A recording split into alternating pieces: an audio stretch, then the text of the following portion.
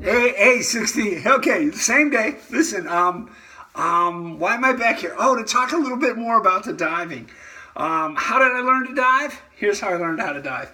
My brother, he went to New York City. He had gone to dive school in Seattle, and then he was a diver in the Gulf.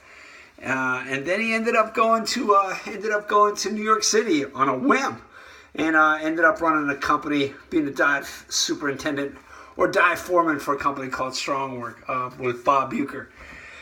And then he brought all of his Clearfield guys, right, from central Pennsylvania, right? Me, Randy Moore, Roger Moore, Tony, Joey, John T. Oh, so he brought all these guys from central Pennsylvania and let them loose in New York City. How do you think that worked out? Exactly like you think it worked out. It should have been a movie. It was tragic. It was comical. It was disastrous. It was successful. It was just like, I don't know. It was like, Dave is kind of like this Bruce Willis kind of a character, and he got like this group of retards, and he just unleashes on New York City. And it's just drugs, alcohol, women, arrests, guns, violence, just an absolute comic show, you know what I mean? But anyway, so Dave was like, why don't you come work for me in the summer? I'm like, I don't know how to dive. He said, I'll teach you. So we get up there, and he's like, look here, put this helmet on your head, get in the water, and move all that junk down there, all that debris out of there, and don't talk. And if you talk, I'm going to shut your air off.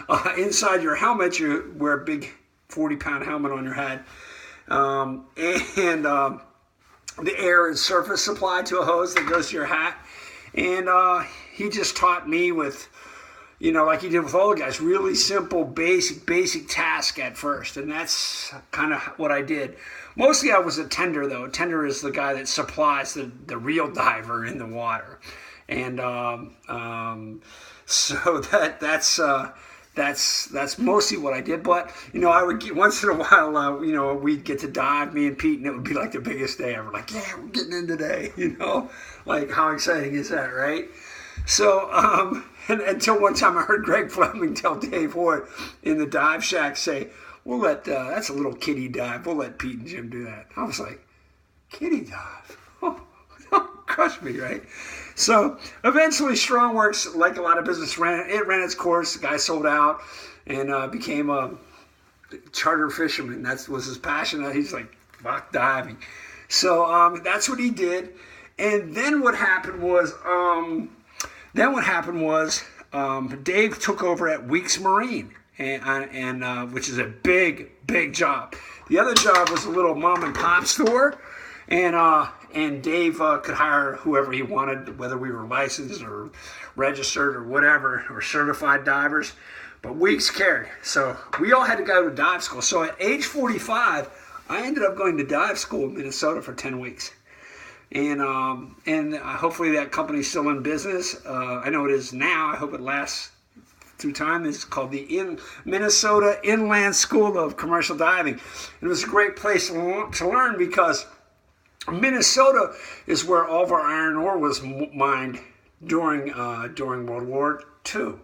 And then once the iron and steel industry went away, there were these big pits out there in Minnesota that just filled up with water, crystal clear water. And it's the perfect place to learn how to dive and do underwater construction. And you could actually go down and they could film you underwater working. That's how clear the water was. And so I was in Minnesota, don't you know? Oh yeah. Pretty spendy out there too, don't you know? So that's how I became a diver, and then so I went to that and I came back, and then I work for Dave as long as I can until I drive him batshit crazy, and then I'll go work for Peter until Peter can't stand looking at me. Then I just I come home and work on old houses. But I got to tell you, I know some great guys up there. Some of the best guys I ever met up there were convicted murderers. Yeah, how about that? Anthony, big Puerto Rican, and homicidal Steve. Yeah. And then of course there's Mark and just Ruben and just great guys, and my main guy was always Howard. Howard always looked out for me. He looked out for me in the water, and he was my golfing buddy. Howard could hit a ball 350 yards when he was hitting it, boy. I mean, it was something to see him spank that ball. But Howard was a really, really funny guy that was had like this John Belushi sense of comedy about him. That was kind of physical and loud and over the top and unafraid and unapologetic. One time we were in a locker room and in a country club, and we had just worked all day, and Dave was the boss, so he'd get us out early if it was a nice day, and we'd go play golf, right?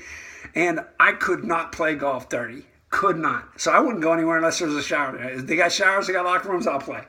So we go, and I get there, and this place has just 3 or 4 bathroom stalls, and it has a bathtub with a shower curtain.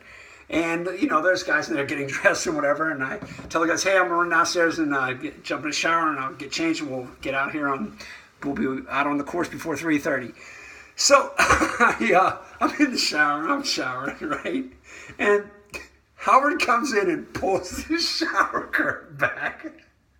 Now, remember, nobody in this place knows that Howard's with me or Howard knows me. So there's guys in there using the urinal, getting dressed. Howard comes in and pulls the shower curtain back and goes as loud as he can. Nice cock, buddy. And so, these guys are running out the door, right? I mean, just because he's standing there and he's just staring at me. And of course, I'm like this. Howard, shut the curtain, So that's my buddy Howard. He's one of those guys I think about almost every day. He's just a good friend, a sweet guy, good family man, did a great job with his kids, and a badass diver. Now, you can say whatever you want about Howard. There's 2 things that are always true. Badass diver, and he can hit a golf ball a mile. Howard, I hope you get to see this. I miss you, buddy, man. I don't tell guys, whatever, but I do. All right, man. Peace. B-60.